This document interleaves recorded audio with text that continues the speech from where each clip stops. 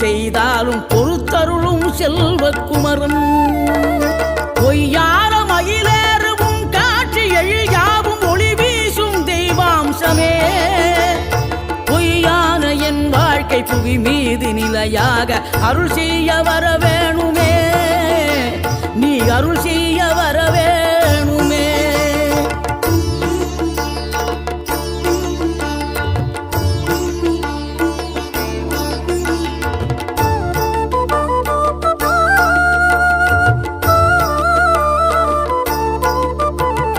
இகழ்தலையும் புகழ்தலையும் ஒரு முகமாய் கருதும்படி செவி உரைத்த முத்து குமரன்